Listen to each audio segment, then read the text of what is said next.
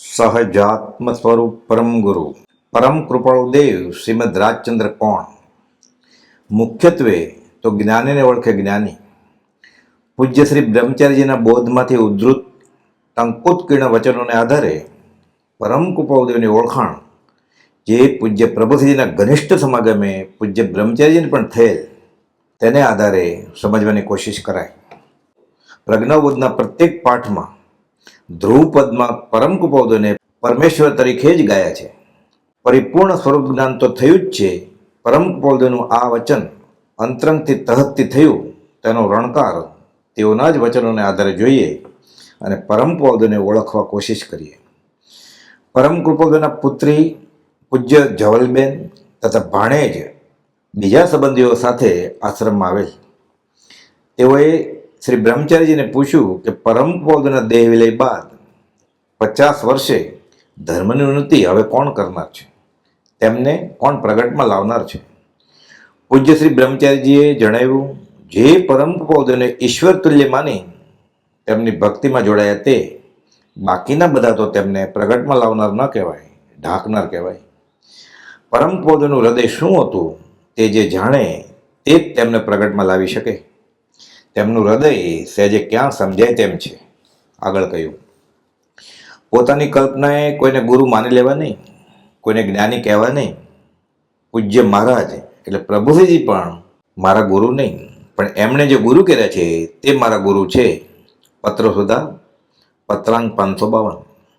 અમુકને જ્ઞાની માની લેવાની ઉતાવળિયા વૃત્તિ તે જીવને અવળે માર્ગે ચડાવી મૂળ માર્ગથી દૂર રાખે છે. ગમે ત્યાં બાજી પડવાની ટેવ દૂર કરી એક પરમ કૃપાળુદેવને ઉપાસવા, પરમ કૃપાળુદેવને જ ગુરુ માનવા. તેના આપણે બધા શિષ્ય છીએ. નિર્વિકલ્પ અસમ સ્વરૂપને પામે છે એવા તરણ તારણ શ્રીમદ રાજચંદ્રદેવનું શરણ જ જીવને હિતકારી છે. ગુરુમાં પરમાત્મા બુદ્ધિ ઈશ્વર તુલ્ય ન મનાય તો ધર્મ ન પમાય એમ જ્ઞાનીઓ કહે છે. પરમ કૃપાળુદેવની ભક્તિ અંશે પણ રોજ બને છે તે આપણા અહોભાગ્ય સમજવા યોગ્ય છે. જી પત્રાંક 1046. પત્ર સુધા બોધામૃત ભાગ 3. ઘણા ખરા મહાત્માઓ ગણાતા પરમ કૃપાળુદેવના જ્ઞાન અને વિતરાગપણાની સરખામણીમાં આવી શકે તેમ નથી. ઉતાવળ કરી આ તો બરોબર નથી, આમ કેમ લખ્યું હશે એવા કુવિકલ્પોમાં નહીં પડતા મારી મતિ અલ્પ છે, હજી મને સમજી શકવા જેટલી માહિતી મળી નથી, તેવો સત્સંગ પણ થયો નથી, તે મારો દોષ મને યથાર્થ સમજવા દેતો નથી. પત્રાંક 321. બોધામૃત ભાગ 3. પરમ કૃપાળુદેવને ભજ્યાથી સર્વસિદ્ધ અને વર્તમાન અરિહંત આદિની ભક્તિ થાય છે એમ પૂજ્ય પ્રભુશ્રીજી પાસેથી આપણે સર્વે સાંભળ્યું છે. પોતાનો આત્મા પણ આવી જાય છે, કોઈ બાકી રહેતું નથી. એક પરમ કૃપાળુદેવને ગુરુ કર્યા તો તેની આજ્ઞામાં બધા દેવો પણ આવી જાય છે. પત્રાંક 1136. બોધામૃત ભાગ 3. મુનિઓ ગુણચંદજી અને ઉમેશચંદજી મહારાજ તેમને એક પત્ર લખે છે. તેઓને વચનામૃત 680નો પત્ર વર્તમાન મહાવીર કળિયુગનો કેવળી તરીકે મથાળું કરી મોકલ્યો અને જણાવ્યું કે સત્તામાં રહેલ અવ્યક્ત અશ્રદ્ધા નિર્મૂળ કરે તેવો આ પત્ર વાંચ્યો હોય તો પણ ફરી ફરી વાંચી વિચારી શ્રદ્ધાબળ વધારવા ઉપયોગી છે. એ ભગવાન હું બહુ ભૂલી ગયો. એટલું જ વાક્ય ભરત ચક્રવર્તી મહારાજને કેવળ જ્ઞાન આપવા સમર્થ થયું. માત્ર અંતરંગ સાધનાથી હરિષા ભુવનમાં કેવળ જ્ઞાન પ્રાપ્ત થયું એ ચમત્કારી છે. પરમ કૃપાળુદેવે પણ એવો ચમત્કાર અંતરંગ સાધનાથી પ્રાપ્ત કર્યો છે. બહાર જગતના લોકો જાણે કે ન જાણે તેઓએ અનુભવેલ માર્ગ અન્ય જીવોને આપ્યો. બીજે ખોટી થશો અને જે શીખવાનું મળે છે તે કરતાં મોટા પુસ્તક એટલે વચનામૃતમાંથી જે જાણવાનું મળે છે તે અલૌકિક અને આત્મહિતકારી વિશેષ થઈ પડશે. જી બીજા શાસ્ત્રો વાંચવા છે તે પણ પરમ કૃપાળુદેવના વચનોને સમજવા માટે જ. ત્યાગ વૈરાગ્ય ઉપશમ વગર પરમ કૃપાળુદેવનો ઉપકાર સમજાતો નથી. પરમ ઉપકારી પરમ પૂજ્ય પ્રભુશ્રીજીએ ઠોકીને કહ્યું છે કે એક પરમ કૃપાળુદેવની ભક્તિ કરનારને બીજા કોઈનું ધ્યાન વગેરે કરવાની જરૂર નથી. પત્ર સુધા પત્રાંક 414. એ પુરુષની દશા સમજવા જેટલી પણ આપણી શક્તિ નથી. પરમ કૃપાળુદેવના હૃદયમાં સંસાર પ્રત્યે કેટલો વૈરાગ્ય છે તેનું માપ કાઢવા પામર પ્રાણી અસમર્થ છે. તેની પાસે તેવો કોઈ ગજ નથી કે જેથી તે માપી શકે. તેમને તો ઉદય હતો પણ નહીં જેવી અસર કરી શકતો. પણ આ જીવને ઉદય ન હોય તો ઉદયણા કરીને સંસારની શાતા ભોગવાની વૃત્તિ છે એમની વિદેહી દશાની પરીક્ષા આ જીવને ક્યાંથી થાય? સત્પુરુષના વચન વિચારતા આપણી બુદ્ધિ પ્રમાણે સમજાય છે, પણ તેટલો જ તેનો અર્થ છે અને મને બધું સમજાઈ ગયું એમ માનીને પણ સંતોષ વાળવા જેવું નથી. પરમ પૌદેવે પોતે જ લખ્યું છે કે સત્પુરુષના એક એક વાક્યમાં, એક એક શબ્દમાં અનંત આગમ રહ્યા છે. એ વાત કેમ હશે? શ્રી મહાવીર સ્વામીના સમયમાં ગોશાળા આદિના શિષ્યો સત્ય માર્ગ કરતાં પણ વધારે હતા અને તેને ભગવાન માની શ્રી વીર પરમાત્મા પ્રત્યે જીવો વિમુખ પણ રહેતા. તો આવા કાળમાં આમ હોય એમાં નવાઈ નથી. અજાણ્યા ડાયા ગણાતા સાથે ચર્ચામાં ઉતરવામાં માલ નથી. શુદ્ધ પરમાત્મા સ્વરૂપની પ્રાપ્તિ જેને છે તેને પણ શ્રુત કેવળી કહે છે. કેવળી, શ્રુત કેવળી કે તીર્થંકરના પાદ મૂળમાં ક્ષાયક સમ્યકત્વની નિષ્ઠાપના થાય છે એમ વંચાતું હતું ત્યારે પૂજ્ય પ્રભુજીએ પરમ પદના ચિત્રપટ તરફ આંગળી કરેલી યાદ આવે છે. તે દિવસ અહો અહો ભાગ્યના સ્મૃતિમાં આવતા શ્રદ્ધા બળવાન બને તેમ છે. પત્રાંક 1194 બોધામૃત ભાગ 3. પરમ પદના વચન દ્વારા પરિચય કે મહાત્મ્ય આપણને હૃદયગત થાય તેવું બીજા નામો દ્વારા થવું મુશ્કેલ છે. બાકી પૂજ્ય પ્રભુજીને છેવટે કુપોલદેવે જણાવેલ કે વિતરાગમાં અને અમારામાં ભેદ ગણશો નહીં. પરમ પૌદેના વચનોમાં જે રસ ભર્યો છે તે ચાખવા વૈરાગ્ય ઉપશમની જરૂર છે. માની ન લેવું કે મને તો અત્યંત પ્રેમ છે, હજુ ઘણું આગળ વધવાનું છે. ગોળ ખોળની પરીક્ષા કરવા જેટલો સત્સંગ હજી થયો નથી. ત્યાં સુધી મારે મધ્યસ્થ દ્રષ્ટિ રાખી પરમ પૌદેવ પ્રત્યે દ્રઢ શ્રદ્ધા થાય તેમ વર્તાશે તો તે હિતકારી છે. ઠેકાણે ઠેકાણેથી સતની પ્રાપ્તિ થતી નથી. શ્રીમદ રાજચંદ્ર ગ્રંથ છપાયો નહોતો તે વખતે વિચાર કરી શકે તેવા જીવોને સદગુરુ આજ્ઞાએ વાંચવા યોગ્ય ગણી જેમને તે સમજાય તેવાને તેવી ભલામણ કરેલી. તે ગ્રંથમાં જણાવેલા બધા ગ્રંથો વાંચવા બેસે તો પાર આવે તેમ નથી. બોધામૃત ભાગ 3 પત્રાંક 405. પરમ પૌદેવે ખંભાતવાળા ભાઈઓને કહેલું કે તમે 6 આની મહેનત કરો તો 10 આની અમે ઉમેરી આપશું. આ વાત કેટલી અદ્ભુત છે અને પુરુષાર્થપરક છે તે કરી જોઈએ ખબર પડે. જે રૂઢ માર્ગના હજુ સંસ્કાર ગયા નથી તે પાછા તેવી સોબતે ગાઢ થઈ જતા પરમ પૌદેવની ઉપાસનામાં બોજારૂપ થઈ પડે એમ છે. પૂજા કરવા જાઓ છો તે ઠીક છે, એક ભાઈને લખે છે. હાલ તો પૂજા કરતી વખતે 20 દોહરા કે ક્ષમાપણાનો પાઠ બોલતા રહેવા ભલામણ છે. જૂનું મૂક્યા વગર છૂટકો નથી. જે દી તે દી મૂકવું જ પડશે. લાખો રૂપિયા ખર્ચી ભક્તજનો દેરાસરની રચના કરે છે તેના કરતાં કરોડ ગણી કિંમતી 6 પદના પત્રની રચના છે. સજાત્મ સ્વરૂપ પરમગુરુ મંત્રમાં નવકાર વગેરે અનેક મંત્રોનો સમાવેશ થઈ જાય છે. સજાત્મ સ્વરૂપ પરમગુરુ મંત્ર આજ્ઞાથી મળ્યો છે. અન્ય મંત્રો છે તે કુલ ધર્મ કે ઓક સંજ્ઞાએ કરાય છે. એવો ભાવ થઈ જાય કે થોડામાં મોક્ષ મળે તેવો સહેલો રસ્તો કાં ન લેવો. બીજે મોક્ષ તો મળે છે અને ઝટ મળે છે એમ કહેવાય છે.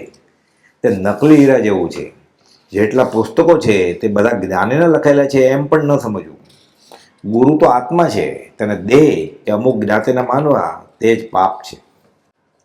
સર્વજ્ઞ નામ લેવાથી કલ્યાણ થતું નથી, પણ તેનું યથાર્થ ઓળખાણ થાય, તેના સ્વરૂપનો ભાવ ભાસે તેવી યોગ્યતા સમ્યકતા વિના આવતી નથી. પત્રાંક 334 પત્ર સુધા. જ્ઞાની પુરુષે મંત્ર વગેરે આજ્ઞા કરી છે તેના ઉપયોગમાં જીવ રહે તો તે સમ્યક દશા પ્રાપ્ત કરવાનું પ્રગટ કારણ છે. હજી પરોક્ષપણે પણ જ્ઞાનીનું શરણ જીવને પ્રત્યક્ષ સ્વરૂપ પ્રગટ થવાનું સાધન છે. પત્ર સુધા પત્રાંક 1195. પરમ પૌદેના વચનોમાં જ અવકાશનો બધો વખત જીવ ગાળે એટલે કોઈક વખત વાંચે, કોઈક વખત વિશેષ વિચારે, કોઈક વખત ગોખે, કોઈક વખત તે વિશે લખે. આમ તે વચનોની પાછળ પડવાથી શ્રુત ભક્તિ થાય છે. પત્રાંક 1209 પત્ર સુધા. આ કલિકાળ જેવા દુષ્મકાળમાં આપણા જેવા રંગજનોને પરમ કૃપાળુ શ્રીમદ રાજચંદ્ર પ્રભુનું શરણ મળ્યું છે તે ચમત્કારિક અલૌકિક વાત છે. બાકી તે મહાપ્રભુની હાજરીમાં હોત તો પણ આપણા જેવા પામર જ્ઞાનીને ઓળખી તેનું શરણ ગ્રહણ કરી શકે ન હોત. પરમ પદને જે કંઈ કહેવું છે તે મોક્ષ માળા અને આત્મસિદ્ધિમાં કહી દીધું છે. સત્સંગમાં જ્ઞાનીના ગુણગામ જ ગાવા છે એ જ લક્ષ્ય રાખો. આપણને હિતકારી વચનો વર્ષો પર જ્ઞાની ઉચ્ચારી ગયા છે તેનો ઉપકાર માનવો અને તેના વખાણ કરવાથી કોટી કર્મો ખપે છે. બફમાં ને બફમાં હું સમજું છું, મને ખબર છે એમ માની જીવ ઠગાતો જાય છે. મારી સમજણ ઉપર મારે મીંડું મૂકી ચોકડી તાણવી છે. તે કુબુદ્ધિના કયા પ્રમાણે કરતા તો અનંતકાળ જન્મ મરણ કર્યા. હવે તો જે પરમ પોતે માન્ય રાખ્યું તે જ મારે માનવું છે.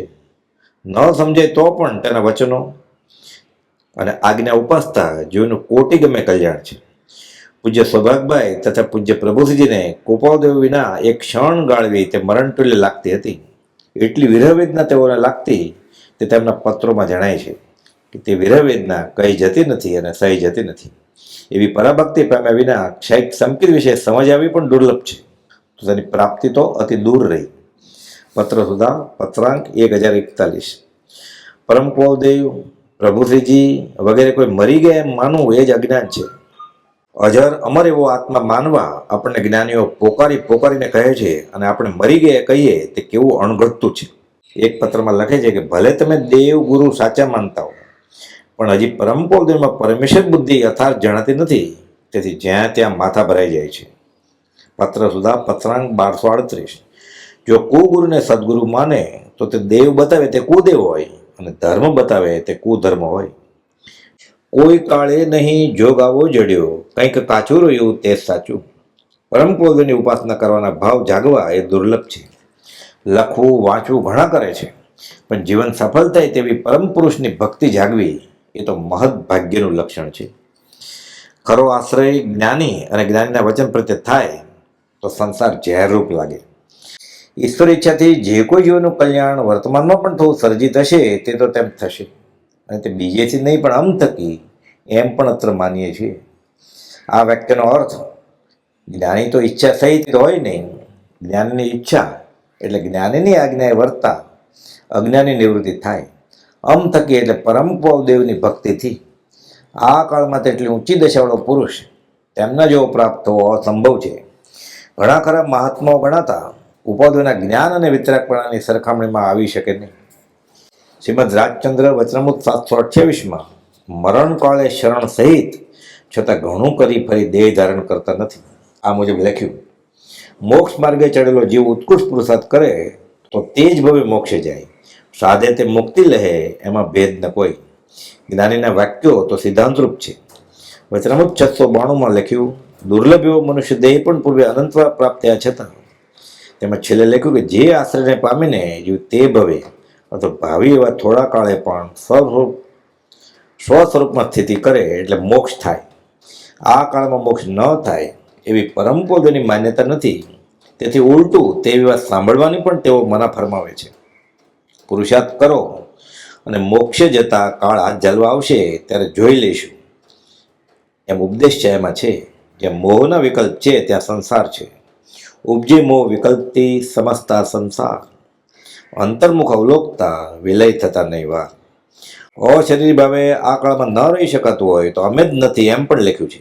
વચનામૃત 411. આ બધું વિચારતા જ્ઞાનીનો મોક્ષ અને લૌકિક મોક્ષ જુદા જણાય છે. એક પત્રમાં મોક્ષ હથેળીમાં છે, ઈશદ પ્રાગભરા એટલે સિદ્ધશિલા પૃથ્વી પર, ત્યાર પછી છે. વચનામૃત 55. લોકાલોકને જાણે તે કેવળ જ્ઞાન નિશ્ચયથી નથી, પણ સ્વરૂપમાં નિરંતર રહેવાય તે કેવળ જ્ઞાન છે. લોકાલોકને જાણે તે કેવળ જ્ઞાન તે વ્યવહારથી કહેવાય છે, અને પોતાના સ્વરૂપમાં પરિણમે તે કેવળ જ્ઞાન છે એ નિશ્ચય નહીંથી છે. જે મૂળ વસ્તુને બતાવનાર છે તે નિશ્ચય નહીં છે. નિશ્ચય નહીંથી કેવળ જ્ઞાન, કેવળ નિત સ્વભાવનું અખંડ વર્તે જ્ઞાન, કહીએ કેવળ જ્ઞાન તે દેહ છતાં નિર્વાણ. આત્મસિદ્ધિ શાસ્ત્ર દાખલા 113. લોકાલોકને જાણે છે એ પરની અપેક્ષાએ કહ્યું છે. બોધામૃત ભાગ 2 457. આ કાળમાં મોક્ષ ન થાય એવું એકાંતે કહેવા યોગ્ય નથી, ન જ થાય એવું કહેવા યોગ્ય નથી. ભગવાનના વચન સ્યાદવાદ છે, એકાંતે નથી. અશરીર ભાવે રહેવાનું હોય તો ભાવથી તે સિદ્ધ જ છે. 10 બોલ વિચ્છેદ સંબંધી આગમમાં કહ્યું હોય તો પણ એ કોઈ જ્ઞાની પાસે સમજવા યોગ્ય છે. એનો આશય જે સમજે છે તેની પાસે સમજવાનો છે. કઈ અપેક્ષાએ કહ્યું છે તે સમજવા જેવું છે. બોધામૃત ભાગ 2 259. આગમમાં કેવળ જ્ઞાનનો નિષેધ કર્યો નથી, પણ પછીના આચાર્યોએ કેવળ જ્ઞાનની આ કાળમાં ના લખી છે. બોધામૃત ભાગ 2 427. પરમ કુળદેવે સૌભાગભાઈને પૂછ્યું કે કેવળ જ્ઞાન આ કાળમાં પ્રાપ્ત થાય કે કેમ? સૌભાગભાઈએ લખ્યું કે હોવા યોગ્ય છે, પ્રમાણથી જોતા હોવા યોગ્ય છે. આવા વિતરાગ પુરુષના આરાધકને માત્ર ઉદાસીનતા જ આરાધવી ઘટે છે. જી દુસ્તર સંસારને જ્ઞાની પુરુષે નિર્વિકલ્પ દશારથી ગાયની ખરીમાં પાણી ભરાય તેવડો અલ્પ કરી ઓળંગી ગયા છે હજી. આ સાથે પરમ પૂજ્યની અલૌકિક જીવનકળાની લિંક આપવામાં આવી છે, જે મનન કરતા ભાવ ઉલ્લાસિત થવા સંભવે છે અને કોટી કર્મોની ક્રોડ તૂટે એમ છે. તેની નિષ્કારણ કરુણાને નિત્ય પ્રત્યે નિત્ય સ્તવોમાં પણ તેની નિષ્કારણ કરુણાને નિત્ય પ્રત્યે નિરંતર સ્તવોમાં પણ આત્મ સ્વભાવ પ્રગટે છે. સહજાત્મ સ્વરૂપ પરમ ગુરુ.